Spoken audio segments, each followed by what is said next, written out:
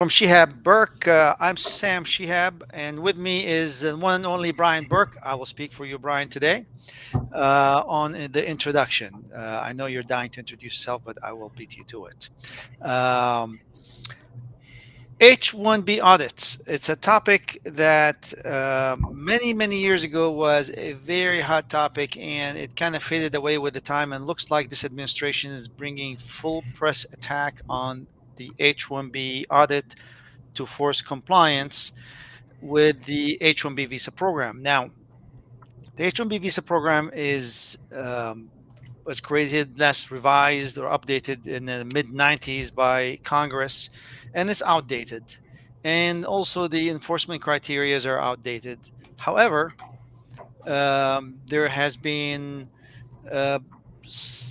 and the way we use the H-1B program has changed a lot, and therefore there's a mismatch between a lot of the requirements and the regulations and a lot of the practical impact, and therefore there is a little bit of tension between what happens every day and what the program calls for us to do. Sure. And when there is an audit, a lot of time these issues do kind of come up. Uh, Quickly, we're from the law firm of Shihab Burke, located here in the Dublin, Ohio area. And we practice employment immigration and family immigration law. Brian, tell us a little bit about what you've read recently about what's going on with the Department of Labor enforcement and Yeah. what's happening. I let you have that introduction, Sam, but I was, you're talking about H-1B enforcement, and, really there's two sources of H-1B enforcement practically. There's USCIS, they're the immigration people. They make sure the immigration requirements are met, but in every H-1B petition, there's a Department of Labor component. Every H-1B petition has the labor condition application, which is filed and submitted to the Department of Labor, where the U.S. employer says, I swear that I'm going to do a whole bunch of important compliance things. And what we're really talking about now, it's sort of a interesting new trajectory in H-1B enforcement, is a new push for enforcement, from the Department of Labor on their half. So, and The original agency that was supposed to do enforcement that has disappeared out yeah. of the picture in the last 20 years Oh, now is back in oh action. yeah, 100%. I mean, I've been doing, for those who don't know, I've been with this firm for about 15 years now. And I remember when I was shiny and new, you were shinier and newer at that point. And, I remember you were talking, you spent a lot of time traveling around doing Department of Labor H-1B LCA audits. And, maybe we hear about one of those every couple of years now. It's just less of them is the bottom line. At any rate, so we're talking about Department of Labor, their ability to force the conditions of an LCA. And that's the biggest one is, proper payment of H-1B wages, making sure you're actually doing that and finding an employer if they're not, making sure that you're not displacing U.S. workers, making sure that you're giving proper notice, putting up those post notices when required, that sort of thing. And they have the ability to impose big fines upon employers that can be very painful. And the big news, typically when you and I are talking here, we're talking about enforcement, we're talking about coming from USCIS or ICE or maybe from the consulates abroad. We're talking about Department of Labor program for enforcement. And the big sort of news on that is something called Project Firewall from the Department of Labor, which basically says, we are sick and tired of people abusing the H-1B program. We're going to go out there and enforce the rules, start a bunch of new investigations in relating to H-1B noncompliance. And the big kind of headline coming out of that is 175 new investigations into H-1B noncompliance have been certified allegedly per, I think it's a press release from the Department of Labor, or maybe it was an interview with one of their leadership. I don't recall exactly.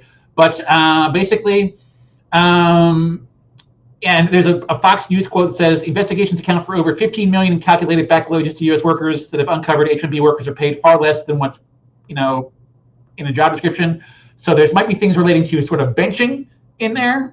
Maybe I'll let you talk more about, sort of the details of that. But bottom line is, big picture, part of the policy of this administration is, we don't like H-1B visas. We think they're being abused. We think they're hurting U.S. workers. We want to enforce the rules. We are now sort of increasing our force to do that through the Department of Labor. Now, bottom line, Sam, I'm an immigration attorney.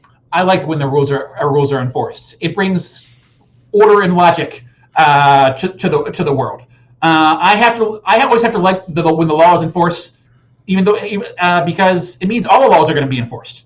You know, bottom So, line. so for Yeah, our for our listeners, I guess trying to kind of bring this to a practical side, and yeah, we cannot help but talk about the history and the.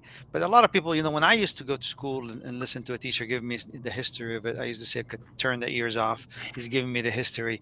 Okay, give me what I need now for my exam tomorrow, because I want to get my grade and I don't care about the history. But I later on with time learned that history is important. yeah.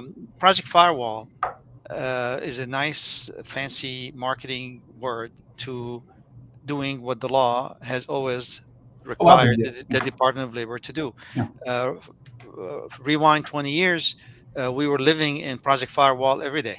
It was yeah. not Project Firewall, Project Everyday Wall. So we and then and this is what happened before. They have I don't think they've even reached the intensity in what we were dealing with about 20 years ago. But things have changed, Brian, Hmm. and I can tell you why it has changed. The employer today, the H-1B employer today, in 2015, is exponentially more sophisticated. 2025, Sam. The 2025 2025 versus versus 2015. that Yeah, 2015 guy. Yeah, yeah, yeah, 2025 versus 2015 and 2010 when there was really hot yeah. is exponentially more sophisticated today than before, and they follow the rules more and they understand the consequences. Back in the days, everybody wanted to cut corners. Today, really, everybody tried to comply. I mean, in my personal observation. However, there's always those guys who there's always the people that needs to be eliminated from the H-1B program who are Bad actors. Yeah, abusing the H-1B program. And the problem is that the employee impacted today can be found out of status if they were not paid the wage, if they were found to be working on the wrong wrong website. location, Yeah, yeah, and they are deemed out of status, and the employer pays a penalty. The employee loses his future. yeah, And therefore, this H-1B Department of Labor investigation is critical for both the employer, if you're listening to this YouTube yeah, session, and to the employee, if you're listening. yeah. And let's talk about for the employee for a second and then for the employer for the second. So Sure. the employee, if there's an audit and they found that the employer is not paying you the wage, the employer has not filed the amendment, the employer has not done the postings, you could be found out of status. And the problem is you would not know, you do not get notified of the investigation. The Yeah. investigation is you hear about it sometime, but you don't get notified. So if you hear something that there is an investigation, you might want to have to go talk to your employer, straightforward talk, and say, "What is going on? It's my future. I need to understand." If in fact you confirm 100%, because rumors can destroy anybody, and I hate rumors. Yeah. And don't act on rumors because you're also altering your life. But if you confirm that there's an investigation and it's a big one, you need to move. You need to transfer out. Well, Brian. I'm gonna defend that employer a bit because you and I have both have been involved in Department of Labor wage and hour investigations. The last one I did, disgruntled employee. A disgruntled employee filed a case with the Department of Labor wage and a complaint with the Wage and Hour Division. Essentially, taunted the employer, said, "I'm going to spend a bunch of your money and waste a bunch of your time on this." And the Department of Labor agreed with me. Last one I did. My employer client, left with no finding of wrongdoing, no penalties, no back weight, nothing like that. Small company, basically attacked by a bad actor employee in this. And that's the employer side. The other Yeah. side of the equation is Yeah. when the employer is investigated unfairly, or if the employer has done everything they can, but they still were targeted by an investigation. Yeah. So both sides can be a target to this. Both sides could be doing the right thing, but could be on the negative side of this equation. So this is really negative, very delicate stuff, and you need to just maybe seek counsel to kind of guide you through this process, whether you're an employer or an employee. Now, Yeah. the maybe the process. We talk about the process, Brian. I'm happy to talk about it if you'd like me to do it. If you'd like to go ahead, I'm happy to talk about it. Yeah, go ahead. So Typically, an investigation relating to H-1B compliance by the Department of Labor would typically begin with a letter. The employer gets a letter from the Department of Labor wage and hour folks that say, "Hey, we want to investigate XYZ. Here's what we want to see, and here's when we want to see it." Now, the fun aside is that technically an employer is obligated to produce its LCA public access files on 24 hours notice, but practically speaking, these things are out, weeks in advance. Usually they'll let you know. A fun thing, if you're really trying to catch compliance, maybe they might sort of shrink those time frames. Maybe they might start appearing on no notice, so people don't have time to say, make sure their ducks are in a row. The ducks should always be in a row, but there's something to be said right there. But you get a letter from the Department of Labor, the employer does, and basically they're told officer's going to be out at your office on this date. You're going to need to be there to receive them. Here's the public access files we want to see, and be there and be ready to talk about them. And that's usually, if an employer is represented by counsel, that's when they're going to call somebody like you or I up and say, what's going on, and help me prepare for this. Now, during that visit from the Department of Labor, for the ones I've been to, it's I'm sort of there to be the liaison for that Department of Labor officer. Basically, if my client's done their job right for me, they're going to have their public access files, ready to go, ready for, perusal and copying by the Department of Labor officer. And that Department of Labor officer is going to, probably maybe sit around at your office for a while, look at some files, make some copies, and take them back to do some research for them. And that's sort of that. Realistically, later down the road, it's kind of like an RFE with USCIS. If they have substantive concerns that they want to bring up, they're going to send you a letter. Maybe they're going to want to meet again in the employer's office and basically talk about them and basically ask for explanations. Or if they point out problems, they're going to ask for explanations, and you're going to give them to them. If they find substantive issues, they can back wages, fines, as far as debarment from the H-1B program, being barring you from the employer from filing further H-1B LCAs. The other type of investigation that we haven't seen in recent years, but I think is going to come back, is the showing up unannounced. Yeah, the unannounced one, yeah. Yeah, they can show up unannounced, and they were really active in that, especially Michigan was very active in an unannounced visit. They would walk in, they will open the public access files, they will look at the posting notices, they will walk around, and they will count how many desks and chairs in the office, and they're going to say, you filed 18 H-1B for this, we only have 5 desks at the end of the conclusion, at the end of the investigation. Or things of that nature. So they will also interview employees. They will just say openly, so we want to interview employees right now. So it's very dicey. You have to be very careful with these investigations. But yeah, and the penalties, Brian, maybe we can move on to discuss the penalty stage for a second. So at the end of the investigation, depending on how many employees, by the way, these H-1B audits are employers who are Fortune 50, Fortune 500, or small employer, all are very vulnerable to it because the compliance are very arduous and very difficult to comply with. Yeah. At the end of the day, when we tally all these penalties and they go through it one by one, they're going to come out and they say, oh, wow, sounds like to me $575,000.25 penalty. How do you feel about that? And then they put that number on the table, and then it's a negotiation, sir. Then it's a negotiation. And then you begin trying to negotiate that number down. Yes, sir. And that goes through another process. Yeah. But that's what you're looking at. I've done those in multiple states. They were very active at one point, and we've developed a niche in representing employers, employees, and H-1B investigations. Yeah. But that's what the Department of Labor is doing right now, folks. That's the kind of investigation there. And you don't need a firewall, operation firewall, to do that. You just need to follow the rules. And we were just surprised it hasn't happened in a long time. Well, here's one thing I want to add. Operation Firewall is a good, brand name. It's a little bit scary, right? But what they need in order to actually do investigations is people. And the last time I sort of talked to a wage and hour guy here in Ohio is, I asked him. I said, about how many people are in your sort of, division area doing this. He said for the region I cover, there's like 5 or 6 of us.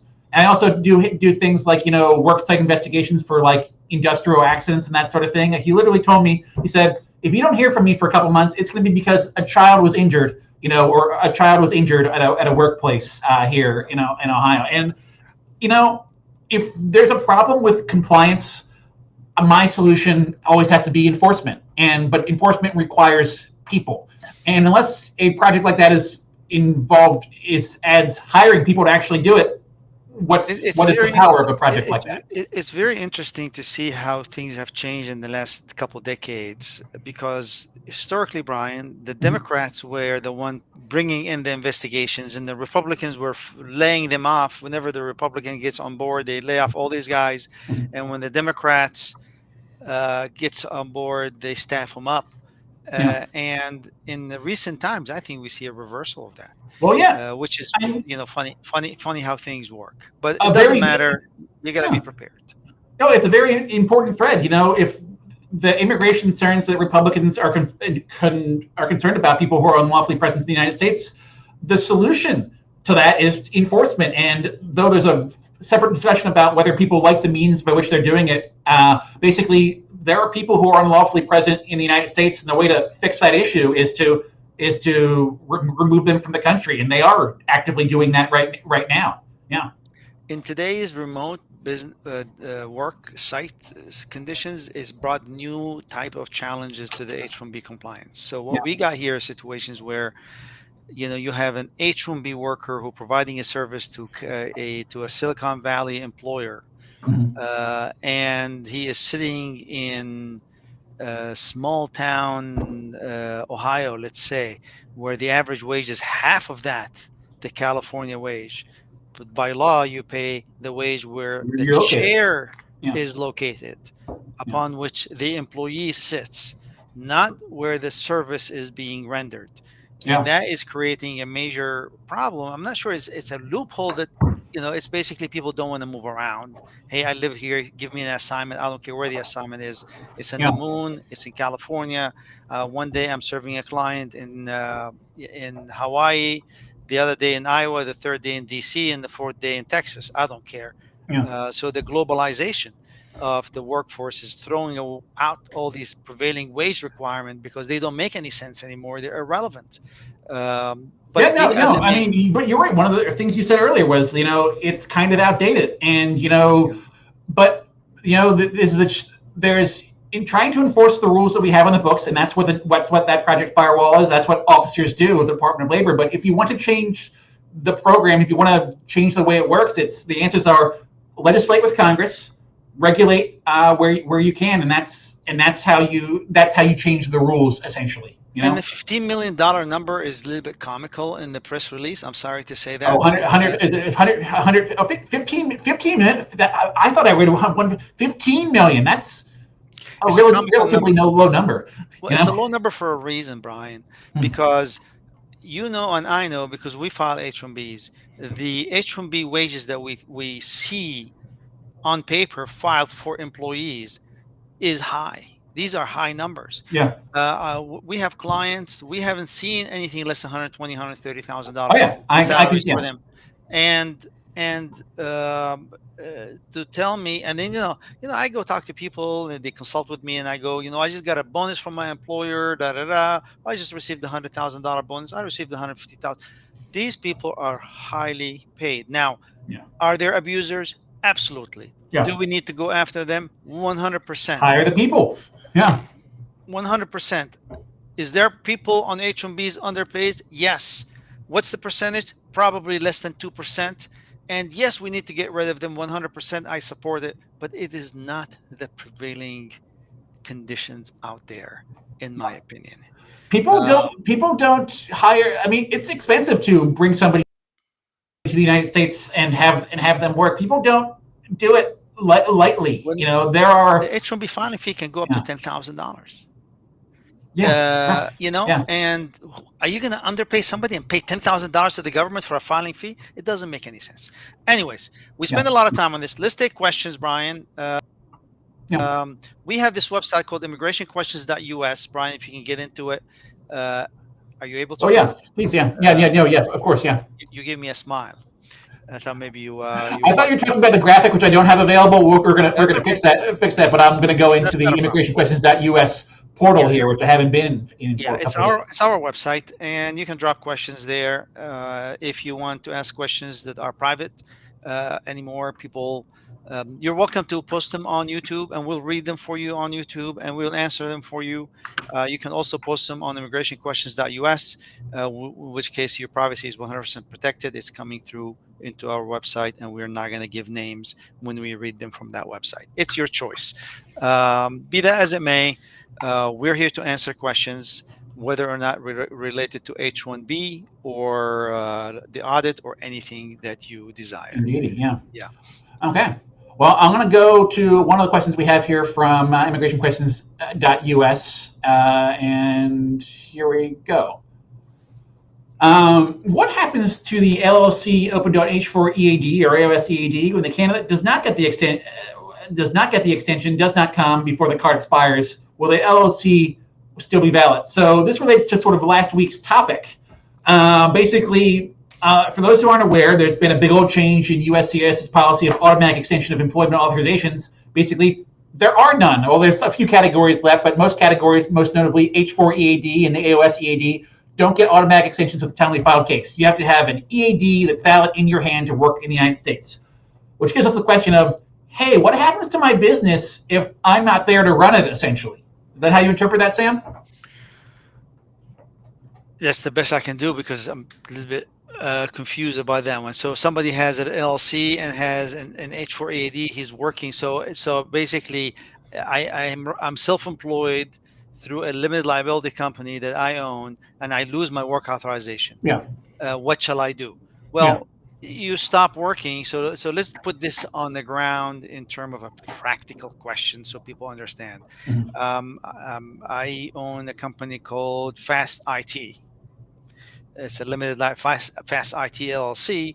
When somebody, I advertise for my skills. When somebody hires me, let's say I'm doing some website analytics or something, or optimization, whatever. Yeah. And they pay me. They pay the LLC $10,000 for me to do a service, and I have an H-4 EAD that I'm working for that LLC, which is my LLC, and then my EAD expires on November 10th, 2025, today. What do I do tomorrow? You have one or two options. You can contact the company that has engaged you, or the individual that has engaged you, and say, I am not going to be able to work for personal reasons. You don't have to tell them why. For the next 3 weeks or 4 weeks, I still will be able to give you the end of the assignment by this date. I hope that's acceptable to you, but it's the best I can do. Option one. Option two, that LLC can go out and hire an American worker during that time. And they can hire that American worker to do the work. And you do not do any work during that period, if that's possible. But those are the two options. But the LLC doesn't die, it becomes kind of inactive for a month or two. Yeah. And then when the EAD comes back, you can continue working. Yeah. I mean, the straight immigration answer is you have to stop working to not screw up your status or your green card. And there are business issues out there, which Sam has highlighted, I guess, is the bottom line there. We have a question live here, which I'm not quite sure I get the context, but it's one I can generally answer. How safe is Dayton, Ohio? Well, we're not so far away from Dayton. We're probably about 45 minutes to an hour away from Dayton. Wonderful place. I drove through there just about maybe 2 weeks ago when I was on my way back from Indianapolis. nice medium. Is that a medium city, Sam, or a small Dayton, city? Ohio I is a don't small know. city. But Dayton, Ohio is a small city, but it's kind of civil bigger. engineer There's a saying lot of Shihab. suburbs around it. Yeah, Yeah, and it's close to Cincinnati, Ohio. yeah, Yeah, they're yeah. great. I'm not sure what I go to Dayton every now and again. It's a pretty nice spot to it's be. not a You know? destination for me, but if you get an assignment in which you're gonna go to Dayton, Ohio, I think you're gonna be able to find good housing and good grocery stores and yeah, it's good schools. Normal Midwestern life comparable to what you get here in Columbus, I guess is what I would Boring say enough about. to raise kids safely. That's a good answer, Sam. I Yes, like it. yes. Um, Not a legal so, answer, but it's an answer. but we weren't asked a legal question. We were asked how safe Dayton, Ohio is.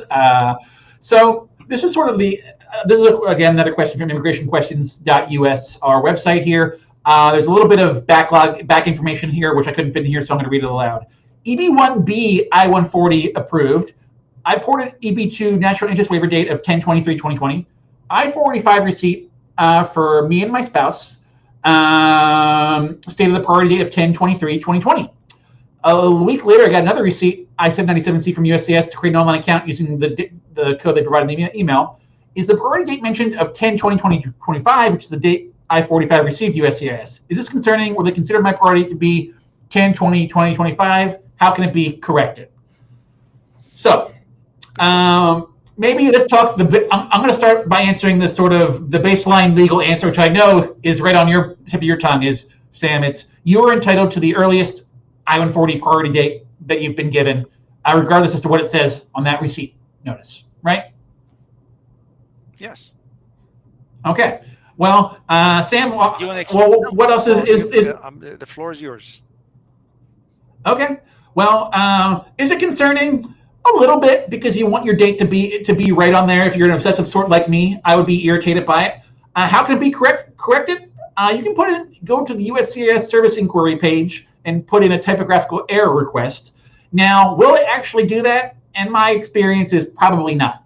But if you had an I-140 approved, and they actually said the wrong priority date, the answer would be look to the earlier one, and I'd file my I-485 with confidence. I guess there's an I-485 filed, but the bottom line is I wouldn't really worry too much about it. Is my ultimate thing. Usually these things are corrected by the time they get to the approval notice anyway. If in filing your I-140, always make sure you put in a request to retain your priority date, because those things do work.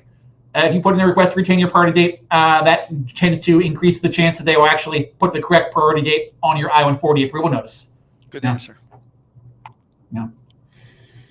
Well, Sam, maybe you'll take the next live one here, and I'll shut my mouth for a minute. Currently doing my residency and want to file for an EB1 or a national interest waiver. I am on a J visa with extension every year. Will it be a problem when I go for extension? All right, so that's an excellent question. Applying for so the question really on a broad basis is, if I apply for an immigrant-based petition, will there be a problem with my J1 visa? Because J1 visa has a non-immigrant intent. And if it has a non-immigrant intent, would that be a problem because I have a pending I-140? So an I-140 that is filed in the strict sense is really a declaration of immigrant intent. What we have seen in the past, that an approved I-140 clearly puts a J1 visa stamping at risk. There's no question. We have not seen J1 visas or non-immigrant visas in the U.S. to be kind of disrupted, that issue. because you have a pending I-140. This is a policy that USCIS has held on for decades. Whether on an F1 or a J1, you file a family petition, you file an employment-based petition, you're maintaining that J1 visa and extending it.